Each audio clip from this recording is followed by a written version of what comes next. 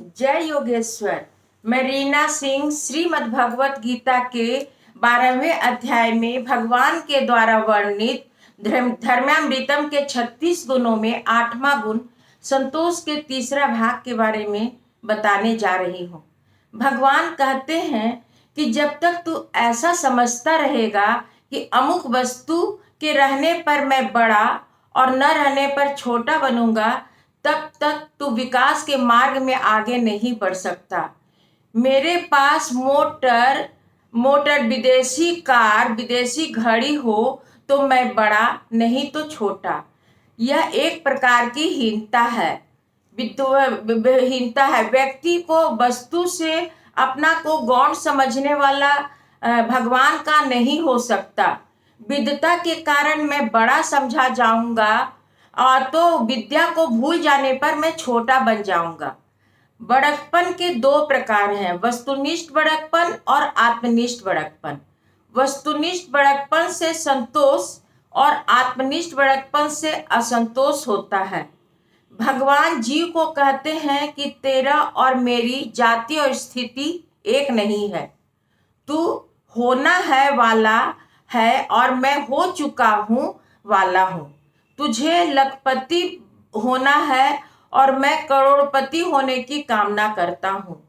तू 2 शास्त्र पढ़ा है और तुझे 4 शास्त्र पढ़कर पंडित होना है। इस प्रकार होना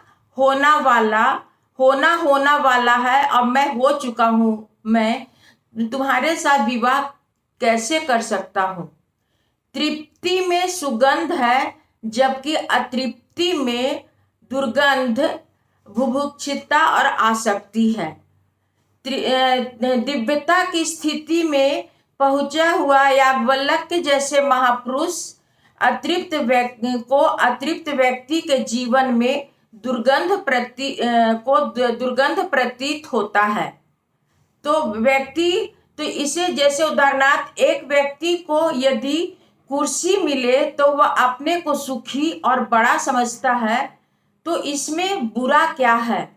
दूसरा व्यक्ति सोचता है कि यदि मैं कुर्सी के पास जाऊंगा तो कुर्सी बड़ा और मैं छोटा हो जाऊंगा, तो मैं जहां पर बैठा हूं उस वहीं पर कुर्सी को आना है। तो पहला व्यक्ति को दूसरा व्यक्ति दुर्गंधित जीवन वाला लगता है और उसे यदि कुर्सी मिल जाए तो वह अपने को कृत्य समझता है। यहाँ पर अतृप्ति, आसक्ति, बुभुक्षिता के कारण उसमें दुर्गंध है। एक उच्च शिक्षा प्राप्त व्यक्ति और डॉक्टरेट की डिग्री प्राप्त व्यक्ति को कदाचित अशिक्षित पत्नी मिले तो उसे सतत लगता है कि मैं पीएचडी और मेरी पत्नी नॉन मैट्रिक। इसी प्रकार भगवान को लगता है कि मैं पूर्ण हूं तो मुझसे विवाह होने वाला अपूर्ण क्यों? सामान्य व्यवहार में उच्च शिक्षित मानव सामाजिक बंधन के कारण अर्ध शिक्षित अशिक्षित पत्नी के साथ निभा देता है, लेकिन अध्यात्म में ऐसा नहीं होता। जीवात्मा जब तक पुण्य योग्यता प्राप्त नहीं कर लेता तब तक भगवान उसके साथ विवाह नहीं करते, भले ही जीव कितना भी खुशामद और विनती नहीं क्यों न करे। मनुष्य को जीवात्मा को अपने में संपूर्ण अपेक्षित गुण लाकर पूर्ण बनना और संपूर्ण समर्पण करना होता है। भगवान को रुचने, भगवान का बनने और भगवान के साथ शादी करने, तीनों स्थितियों में संतोष अपेक्षित है। वैसे तो हम सभी संतोषी ही हैं, परंतु हमारा संतोष मजबूरी का है। हमें विदित है कि पूरा प्रयत्न करने पर भी हम लखपति नहीं हो सकते, तो हम कहते हैं कि हमें लखपति होने की इच्छा नहीं है। हमारा संतोष मजबूरी और लाचारी का है। एक शिक्षक को कितना वेतन मिलता है? वह एक दो ट्यूशन भी करे तो उससे लखपति लखपति थोड़े ही बन सकता है। तो एक मेढक कितना भी पेट फुलाएगी तो हाथी नहीं बन सकती। तो उसे संतोष करना चाहिए कि मुझे हाथी नहीं बनना है, मैं मेढकी ही ठीक हूँ। परंतु ऐसा संतोष की कीमत ही क्या है?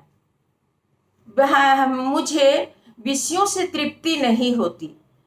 इसका कारण यह है कि विषयों का आघात हमारी इंद्रियों तक और अधिक से अधिक मन तक पहुंचता है।